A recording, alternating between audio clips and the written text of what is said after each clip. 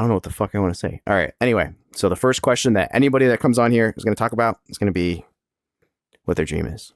And they have to answer that. And then we can talk about whatever. Whoever's listening, probably no one. This first podcast. This is just me and a couple of my friends, family and friends here, talking to each other. But for the first podcast of Somnium Stories, the first guests are going to be lifelong friends and family members. Best friends, I should say. We talk pretty much every day. Right now, we have my brother, Dr. Johnston Collinet. He's an orthopedic surgeon in the States. Basically has been friend to me, father figure, role model, all around great dude. Then we have Josh Johnston over here, my Canadian cousin. I'm also Canadian. We're actually all Canadian, but only two of us reside in Canada right now. But my condolences.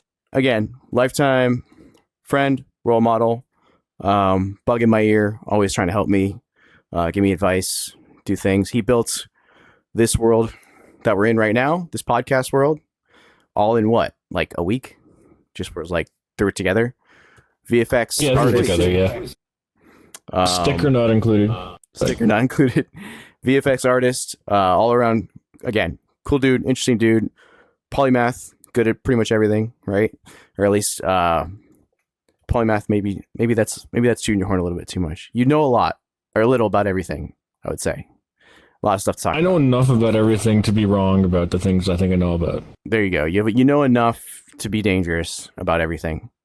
So anyway, with that, these are my first two guests.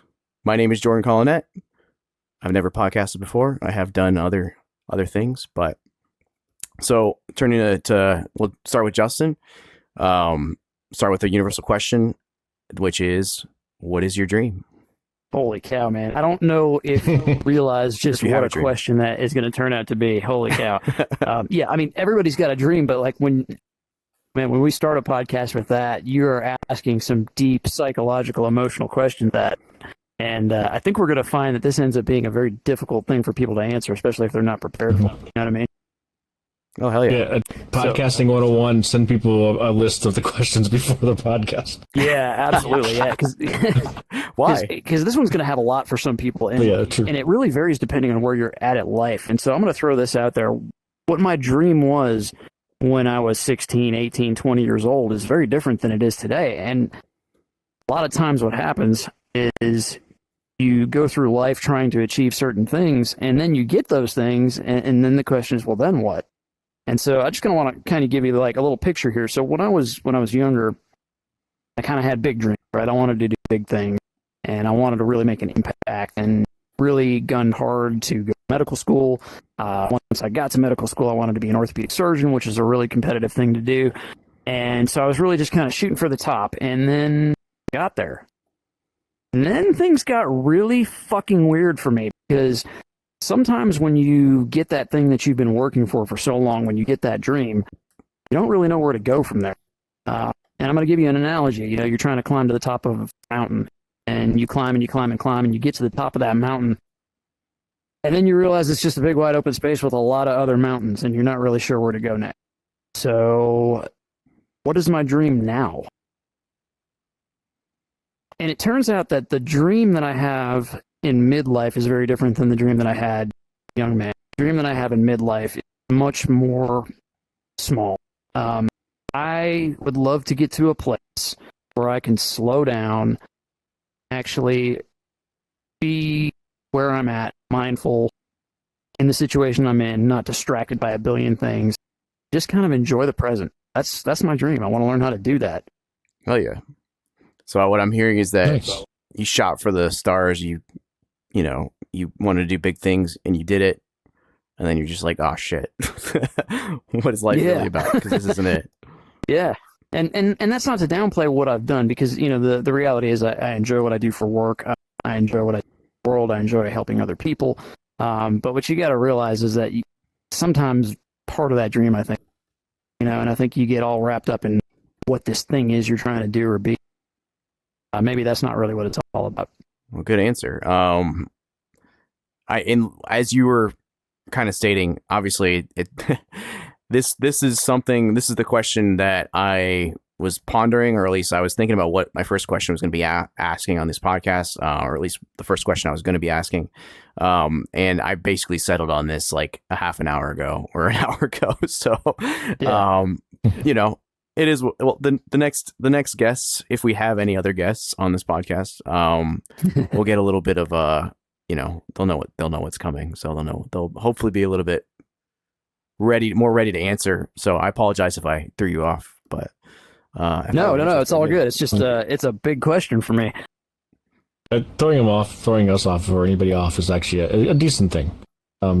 You'll get more honest answers, and you'll invoke probably something different than something someone prepared it for, right? So never a bad thing.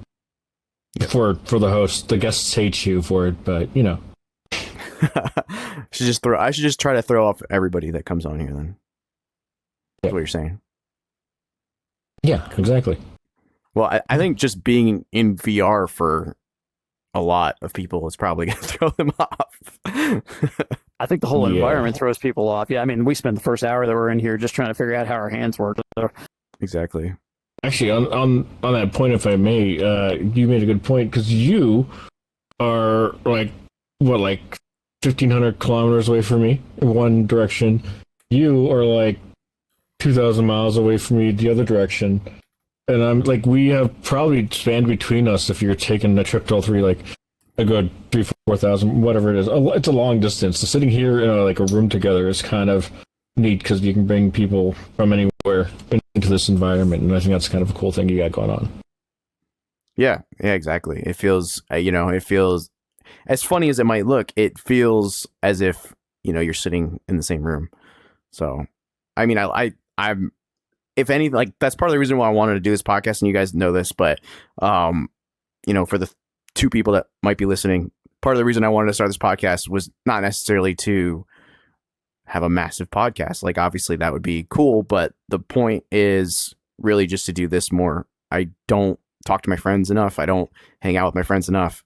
So doing something like this is a good excuse to be like, hey, let's hang out. We'll shoot the shit. We'll talk, and we'll actually feel like we're together when we're not, like we're far apart. Right. Yeah. So it's pretty cool. For sure. So anyway, with that, Josh, how would you like to answer that question? What is your dream, and why? The short answer, mescaline and edibles. And whatever that brings. Altered state of consciousness. Yeah, those are the dreams I want. Long term, I mean, I'm a little bit younger, just not much so, but yeah, we're different lives and stuff going on, and my dreams have always changed, and I've never had one I stuck to. I played baseball at a pretty high level when I was younger, and that was, I guess, a dream, more of a path or journey. I'm a visual effects artist, again, more of the path and journey, but none of the stuff that I ever really got into and really felt, I guess, passionate about has ever been heartfelt enough to be like my full dream.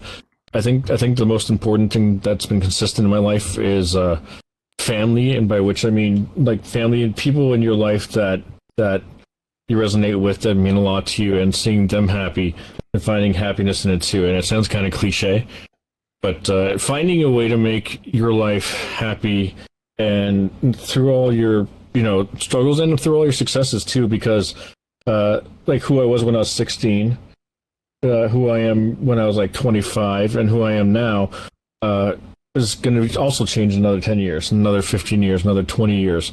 I might win the lottery tomorrow and life be completely different. Tomorrow we might be a 51st state and be completely different. Jokes aside, though, like the point is, I don't know how things are going to go. I think by setting specific dreams is never a bad thing, but for me, what it does, it kind of curates your life. And I think by doing so, it's fine, but no matter what I choose or what I do, at the end of the day, if you're not finding a way to enjoy what you do every morning when you wake up and go to bed and stuff like that, and that people have people around you that you care about, or whatever means a lot to you, and to me, that's kind of it. It's the experience, the whole like, again, I'm going all cliches here, but the journey along the way is the whole the whole thing with it, because it does make a difference. And if, say, I live to be 120, or say I live to be 72, like, that's a big difference. But at the end of the day, when I'm on that final stretch and I look back on everything, like, is it going to really matter if I have all the riches and wealth in the world, if I'm the happiest person, if I'm the selfless person, if I'm the selfish, all about me person? Your legacy doesn't matter when you're dead. And I think I kind of realized that. And it's kind of like a meta thinking thing. You're always thinking about what you're thinking about and how to think. And I think that's what I enjoy most about life. And I think my dream is kind of continuing that, is just day after day, remembering who I am, thinking about who I am, and just being open to that, what I'm living. And it's not a dream like owning a boat, sailing across the world, or becoming a successful doctor, or becoming a professional baseball player, and all that stuff. But I mean, it's a simple thing, but that's kind of all I want, because at the end of the day, that's the one consistent, I guess, metric that you look back on your life on and say, hey, you know what, that's what actually has some kind of meaning, value, and worth to everything you do. So I think it's kind of pussyfooting around the question a bit, but that's my answer, and that's what you got. Oh, no, I don't think you're really dancing around the question at all. I think actually you kind of landed in a very similar place that I did, really. I've kind of gone on a very different journey, as you said, but at the end of the day, happiness is not really like a place that you get.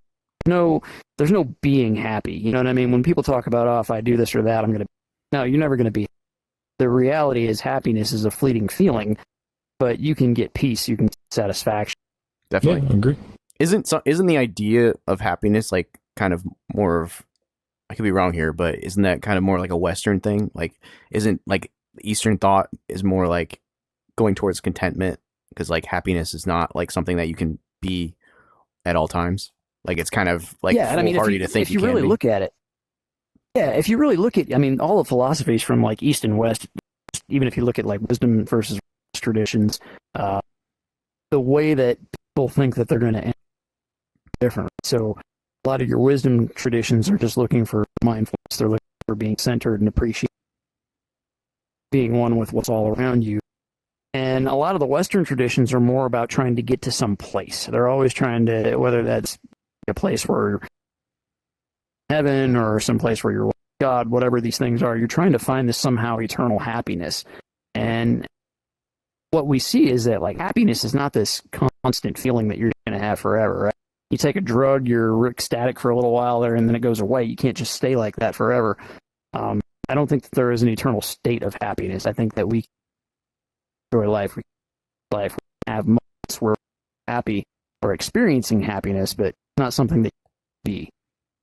Yeah, I agree with that, and I think a lot of the Western philosophy is just because the Western side of things is the more, I guess, like modern kind of things or whatever, where people associate like in value to things, owning a house, having kids, a successful marriage, when you're young, being the popular person, sleeping with the cool kids, king and queen of the ball, the quarterback in school, and the lead singer in a band. No one cares that you're a bassist, but don't look at me because it's totally not something that bugs me for the rest of my life.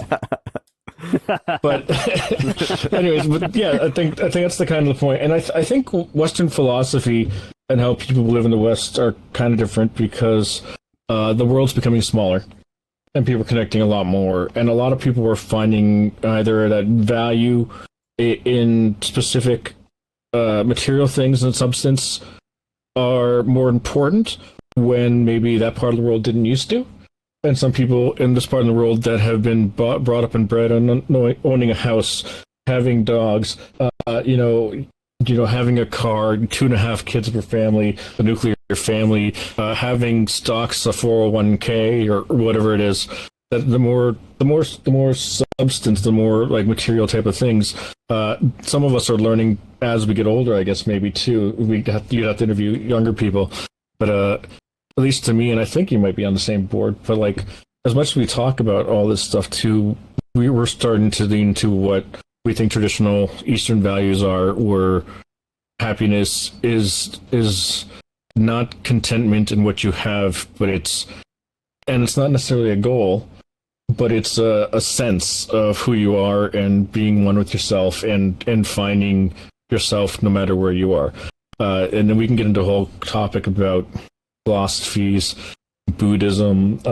You can bring a psychologist on in here and talk for like 17 hours about this stuff too, but like keeping it simple, it's just, it's trying to find, I guess, balance.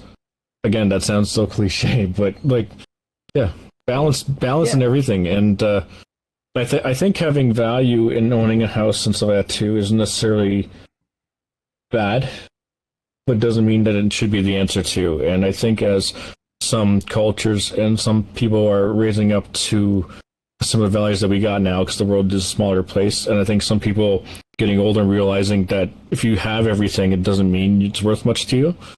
That they're looking more at the older West Eastern cultures and stuff too. There's that, you find that balance, and as I get older, I think that's the one thing I realized too. And each their own, how much what side of that coin means what to you is going to kind of dictate where that leads you later in life. And I think that's why it goes back to what we're talking about feelings and just contentment and journey, is because, well, like, you don't know. And as long as you keep your mind open, and as long as you realize that life changes and you change and everything else around you changes and nothing revolves around you, because life will make sure you realize that at the end, then somewhere along there, you're going to find something that you can call happiness. Definitely. I think there's Western culture, there's this pervasive narrative that just do this thing, I'll be happy. You hear it all the time. If I just get that house, if a certain amount of money, if I just get that promotion, just get to this level, I'll be happy. And what we learn from psychological studies are that there is a certain amount that does make you happier. Saying that money doesn't make you happy on one level is bullshit. Money will make you happy to the extent that your basic needs are met. And then there's kind of a threshold where gains become small after that. So if you have somebody who can't feed themselves, can't pay for their medical, can't feed their, money will absolutely make that person happy. I promise you. You can take a lot of stress off of their plate in their household and their life. But once you get to the point where you have excess, then it becomes a matter of perspective more than anything else. So at that point, when you have excess, it's a matter of how satisfied can you. And studies have actually shown that there is even some incremental happiness that can occur with additional money, additional resources from there, but those returns are diminished, right? The guys at the top that are making billions of dollars, when we look at them in the media, it's pretty obvious these guys are not fucking happy. These guys are miserable, and they're never satisfied. But having slightly more than enough probably does put you. Yeah, I think one thing I heard someone say, and it kind of hits the nail on the head here, is that money won't buy happiness, but money is like the difficulty setting on life in a way. You're not guaranteed to win the game of life or be happy, but to a certain point, having disposable income or into healthcare, or in countries that healthcare isn't an issue monetarily, but other things will be. We'll have lots of talks about that, I'm sure. Yeah, but at a certain point, money will make life easier and afford you easier access to some things that you would consider happiness or aspects of happiness. But like you said, diminishing returns at a certain point. I imagine, and of course I'm not one, so I can't tell you, but based on how many grumpy people there are in the world, I can tell you there are grumpy-ass billionaires out there just as there are grumpy-ass poor people. It might be for different reasons, but yeah, there's going to be a correlation, but it won't necessarily be causation, I think. Yeah, I think it's more that up into a certain level, money turns down the stress of just basic survival. So once you get those needs, then the game. So yeah, I mean, I would say you opening up with that question as the first podcast is kind of you found a little bit of a crystal ball, magic 8-ball here, because it is a loaded question, and I think you could probably run each episode of the podcast just on that one question alone. But and I'd be interested to see how many people have different theories or different approaches or different thoughts and stuff. Well, I like how it went from like what your dream is to basically like what is happiness. So like although like happiness is probably related to, what your dream is, or like what you think. If you some people maybe have never even thought about like a dream or something, or like whatever, like they may not think that's for them, right? Or maybe they have, or they think that their dream's too ambitious or whatever.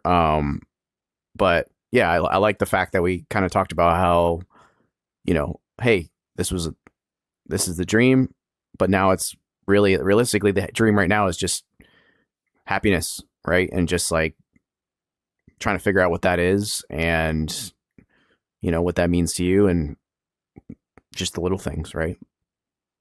Yeah, for sure. I mean, because like we could sit here and name, like I could tell you, for example, I've always wanted to write a book, a novel, and release one. That'd be a dream to success.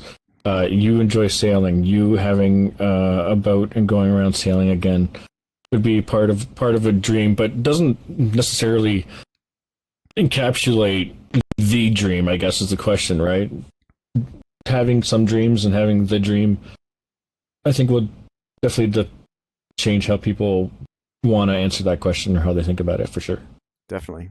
Yeah, it could be a singular dream, or it could be like a multitude of things, or it could be like, as your answers were, more like, like just living in the present, essentially. Justin's dream, if you can't tell by his glasses, he wants to play the next Elton John impersonator. So I'll answer that for him. Dr. Evil. Kind of reminds. I don't know if you're speaking or not. If he thinks he's talking, you're not talking. All I heard was, cut him a right.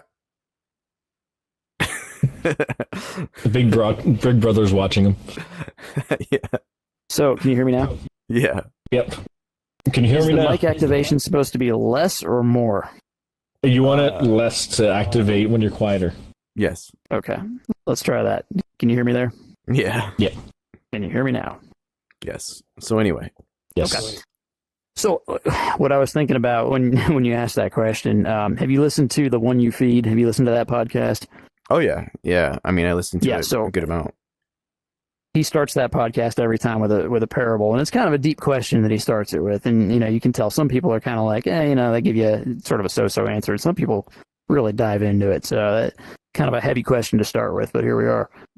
Yeah. So, like, I think I was a little influenced by that a bit, and then I was influenced, by, he always has that question about what the parable means to you, of the wolf, or the good wolf.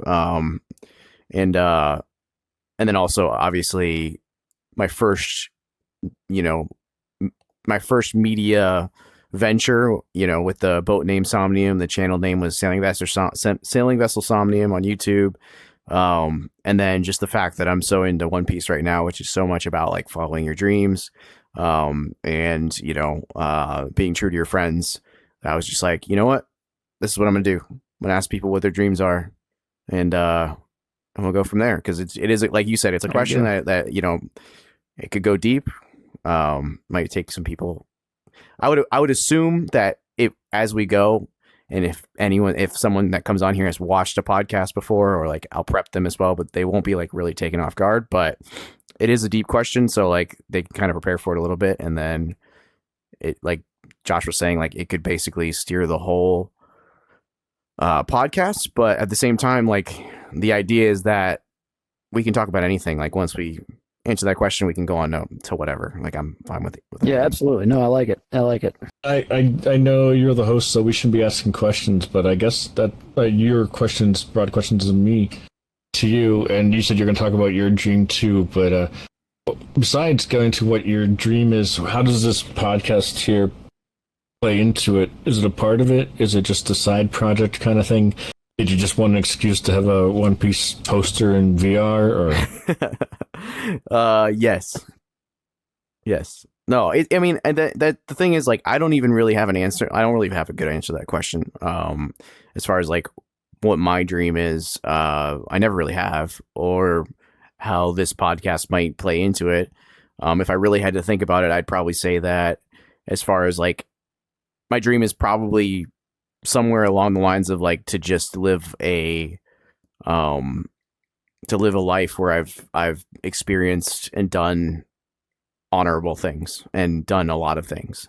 So I've always felt like I wanted to do like good by people, right? Like I've always wanted to do something that could sleep at night doing. Like I've tried to work in sales and I always felt shady. So like I went to, EMS, and I went to teaching, and I tried to do like the more public service thing.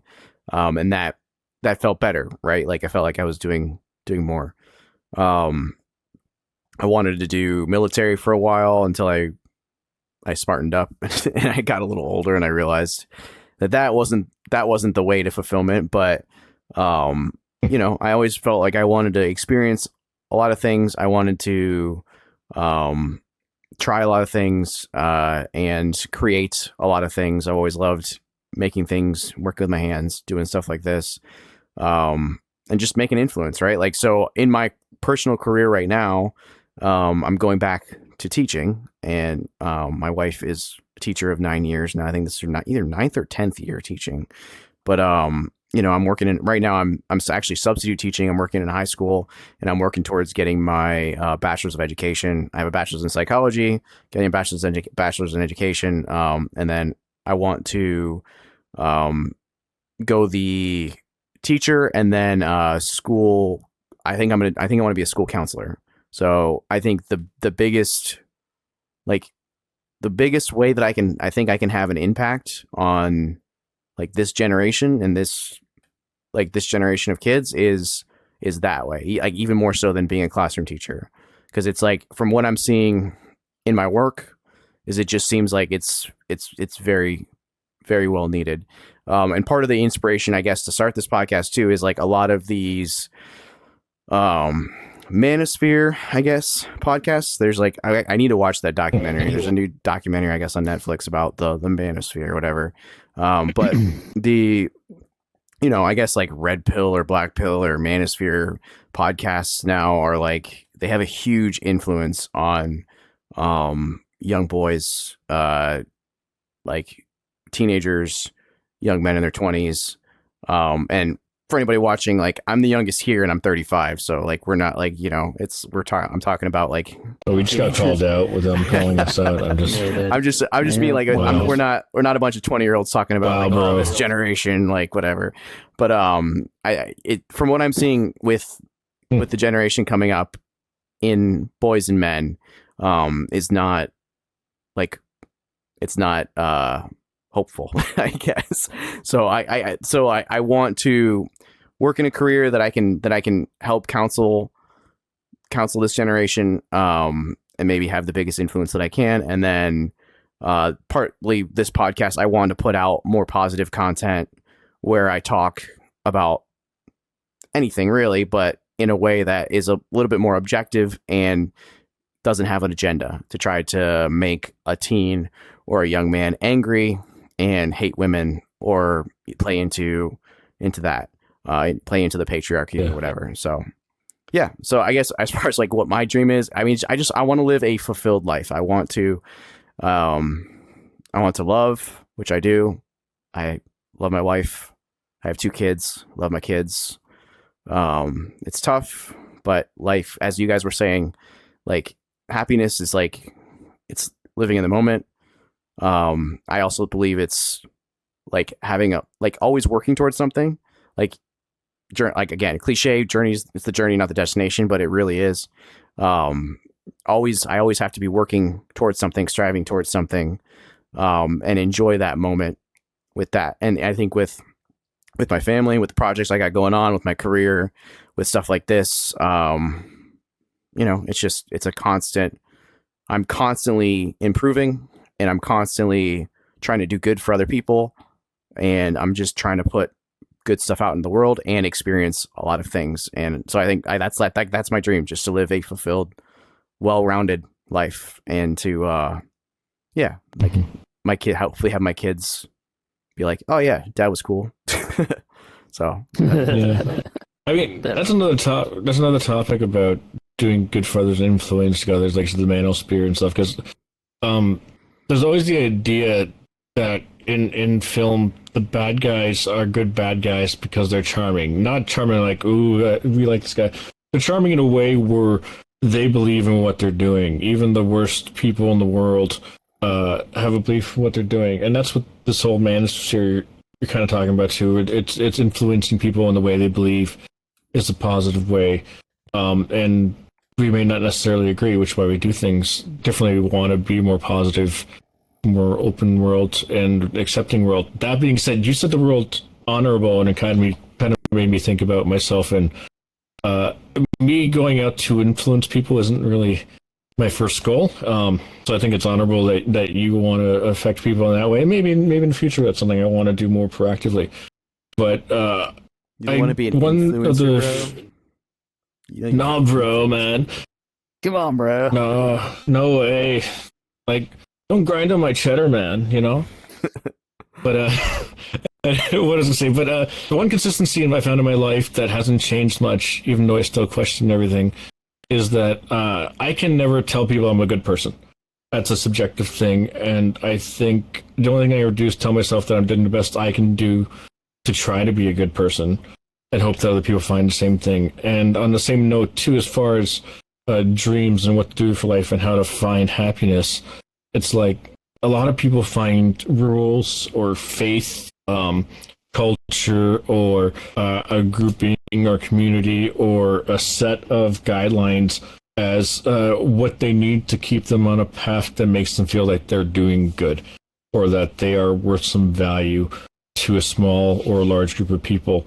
And I think the basic answer that I go with for myself into trying to find the right spot is that as long as you're not doing anything that hurts you and you're not hurting anybody else, and that's a big key too, then you should feel open to do whatever it is that makes you feel like you at the time. And I think that as long as you can do that and follow that rule, you're never hurting yourself and you're not hurting other people. Even on failure, you're not really doing bad, but you're growing and you're learning and you're becoming more. And I think if people are a little bit more open about, experiencing living life, if they're a little more open to listening to people who want to spread positivity and be a good influence on them, as opposed to trying to tie people down to a certain societal or grouping of whatever it may be, something we consider toxic here or something like that, or something we may not agree with, or a faith that we do follow or don't follow.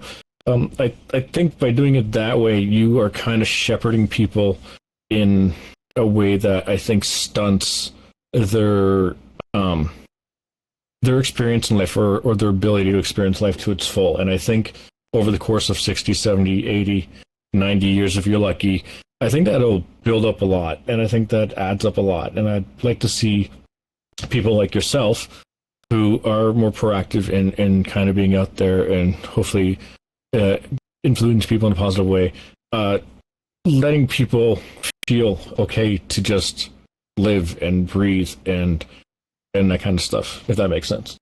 Yeah. One of the things to think about is this is a little bit of a unique table here, because outside of this table, all of us are actually relatively solitary people, I think. A lot of people are very much tribal. The human species really is a tribal species, right? We're a communal, social species. And I think for a lot of people, there is a very deep need to be part of some tribe. And it can be a group like the internet gives us the manosphere now, but it can be your church. It can be whatever local community there is. Very, very many people feel a deep-seated need to be part of something like that. And then there's some people out there that just don't necessarily do that. I'm one of them. I've always felt a little odd in a group. I think both of you have experienced that as well, and we're both very individual. But I don't really know what I want to say here. We still are social, though. There's not. To an extent. We're still social. Yeah, you're still social, but I don't know how you get away from that, or even if you should get away from these large groupings, because I think a lot of people just need that. You know what I mean? I think you just need to try and find groups that are positive, that are doing positive things in the world, not negative things.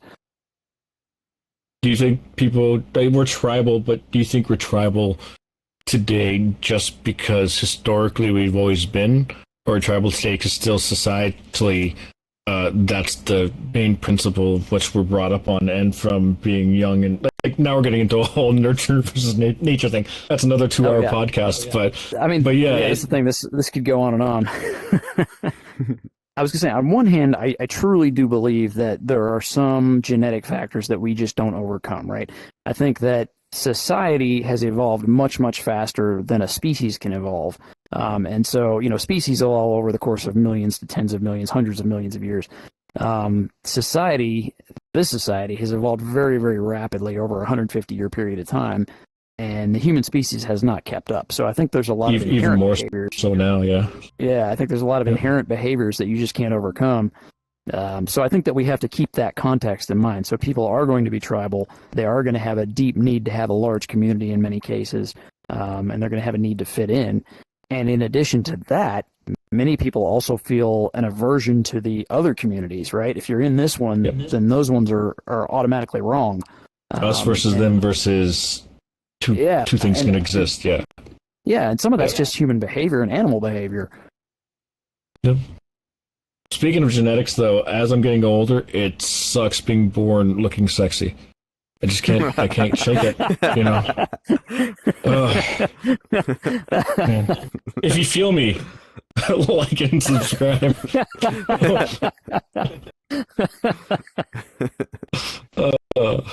Yeah, so, in terms of of having an impact on people, just one of the things that I've learned is that you kind of have to narrow your vision a little bit if you truly want to make an impact. And it goes back to the whole mindfulness thing. I think this applies to just even human interactions as well. It's harder to make an impact on a lot of people than it is to make an impact on the person who's sitting right in front of you right now. You know what I mean? And whether that's in medicine, whether that's in, riding around in an ambulance, whether that's in counseling, you're going to deal with a lot of people, and you're going to get a lot of stress from a lot of the failures that are going to build up. But what you have to realize is that the person who's in front of you right now is the one that needs your attention. That's the person you can help, and that needs to sort of be the focus. Jordan does need a 10. No, yeah. I'm probably whiter than this in real life. Probably true. But just like we were saying, Justin, that's actually part of what's led me to, my career choice, right? Like going towards back to teaching, and then also going into potentially going to counseling. After that, it's going to be a year. I need to take a year for a BED online, and then 2 years typically for the counseling, the master's in education or in counseling, I believe. So I think maybe 18 months, but it's basically going to be 3 years more of school. But like you said, the person that you can influence the most is the person that you're probably right next to or you're talking to right now, right? So, and who if you're a school counselor, that's the way I feel like I can have the most impact, right? Because I'm going to be talking to kids one-on-one, and really getting down to why they're behaving the way that they're behaving, right? Yeah. So, yeah, there's an opportunity to make a huge impact in someone's life there. We're teaching, junior high, middle school. It's tough. It's a tough age for anybody, but also this generation is, everybody's pretty much saying that there's something about maybe COVID, social media, all that's there's some things there's so much happening to this generation that's having an impact, and it's tough. These kids are tough. Mm-hmm. Yeah, I have serious concerns about social media in kids. I mean, I have serious concerns about social media and us. I know what effect it has on me. I think it's fucking up our ability to pay attention to anything. It's robbing us of minutes and hours of our life. But I can't imagine what happens when you've got a kid who unplugs from society and all those healthy social interactions because they're glued to their phone during the prime developmental part of their life. Oh yeah. In the book Ready Player One, Ernest Cline has a little main character has a monologue where there's actually a term in I think Japanese culture for kids to stay on inside and online all day or whatever. Yeah. I forget what it was, but the concept is that these kids who just they have a word or label for kids to never go out and always stay in a room and whatever. And there's even, I know, games that have been popular in China that are now being released here, and they usually come out a couple years after. But there used to be rules, I don't know if there still is or not, and you guys can let us know in the comments, but where there was a limitation of how much kids could play video games a day or a specific game a day and stuff like that. And I know here that some parents, and there's some apps to help limit how much screen time people get. It's maybe as effective as having like warning labels on cigarette packs, I guess. Right, yeah. But I mean the concept is there. And going back to what you said, Jordan, the idea of one-on-ones also kind of relates to the idea of smaller classrooms means more attention per student with the teacher too. And I think that you can take that whole thing as a concept in general and apply it to a lot of things you're looking at too. There's definitely a precedent for all that, for sure, just not necessarily applied as widely as we like, because it's easier to apply the other things from bigger sources and bigger influences and stuff that always win over the small things that people don't realize might make the bigger impact. But, interestingly enough, when you think about this technology, I think this technology might actually be good for kids because, especially if you've got kids that might live out in rural areas where it's not easy to interact with other kids. This is truly a social interaction. I mean, we might be wearing avatars or whatever, but at the end of the day, we're actually socializing the way humans do. I'm literally wearing fingerless gloves in real life right now. Yeah, I have this table that I keep thinking I'm going to kick under the table, and there's not even a table in front of me. I can actually bang on it though, Yeah, same here. Fake it. Yeah. Just banging on my desk. That's what she said. But no, I think my hopefulness with VR and AR is that it's hopefully going to pull us out of always doing this, looking down at our phones, to hopefully looking up and being able to engage with, with our surroundings as if, I'm doing weird stuff over here, but as if, as if the technology is enhancing or helping us, not necessarily helping us and hindering us at the same time, like not taking away. I don't know. I guess technology is it's not supposed to take away from us. It's supposed to enhance our experience, right? But definitely social media. Yeah. And definitely social media has good, but I think it has a lot of bad, and the debate is how much of each is there more bad than good, blah blah blah. But with AR, VR, right now, I literally can't look at my phone. I'm here, I'm present, I'm not looking at you, but I'm looking at your avatars as if they are you, and it feels like there you go. It is. You should do blue hair though in real life again, because as you said, your patients don't even know what you look like, so they need to be able to remember you. But I'm new every time, man. They just forget. They forget who you are. But no. So but the thing is this, even though this is such an experience that is filled with tech. I have a screen. We all have screens and microphones strapped to our face. It doesn't feel that way. It feels like we're sitting as if we're together, right? So, and there's not this, even though there is technology between us, it doesn't feel like that technology is between us.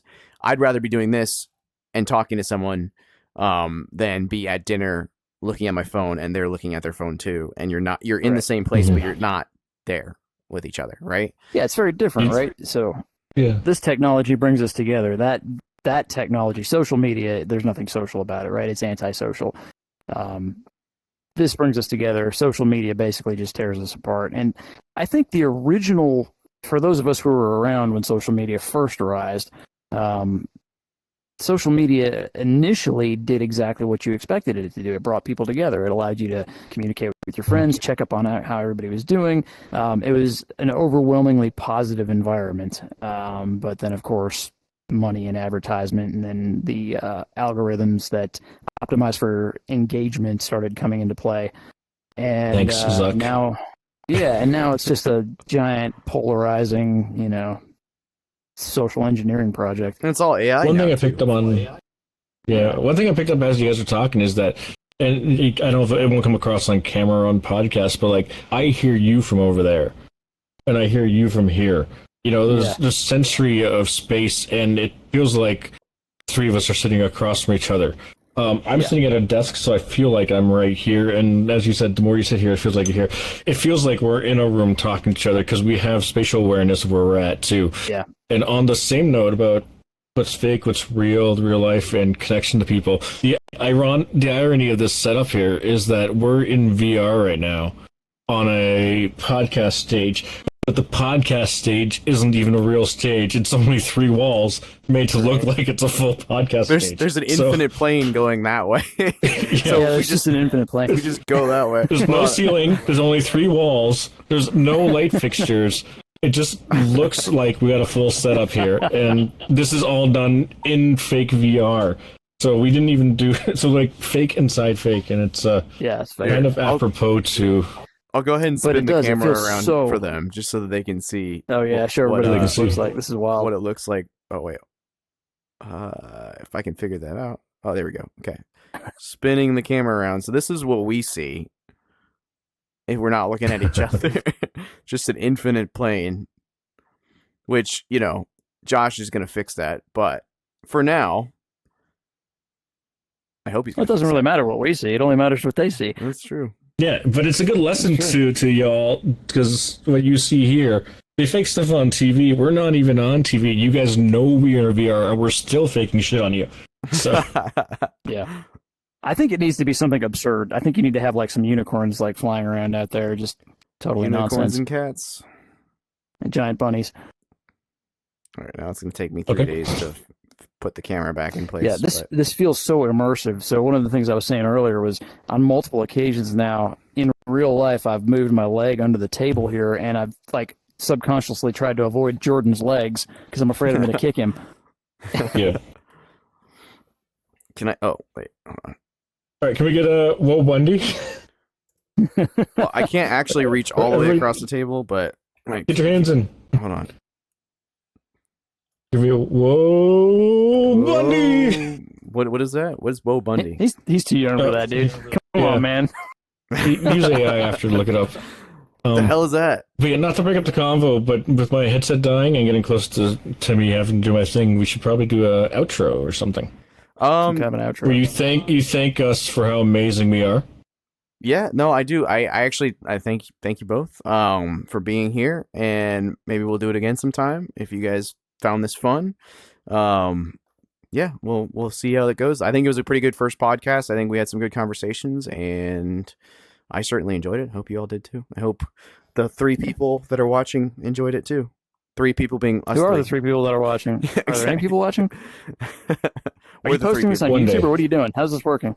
So I'm gonna post it on Spotify for sure, but probably all the I'll probably post it on all of it, and I might clip some things too and post them on TikTok as like clips so that it links back to the actual full podcast. Does it make sense? All right. Yeah. Yeah, I'd like to see it on YouTube. I'd see a real person recording a VR environment with a fake set and putting it onto social media on YouTube. There you go. That's meta and a half. I would watch that actually. I think in another room. Spotify, Apple Podcasts. What? Those are the 2 big ones, right? Are there other ones that I should post to?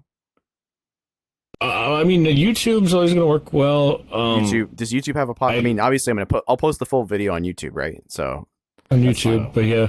And remember, kids, just like a wise teacher once said, "Who is your daddy, and what does he do?" My name's Josh, and you've been welcome to the podcast. Welcome to the podcast, and I'm Justin. Do good and avoid evil. I'm Jordan, and this was Somnium Stories. Have a good one.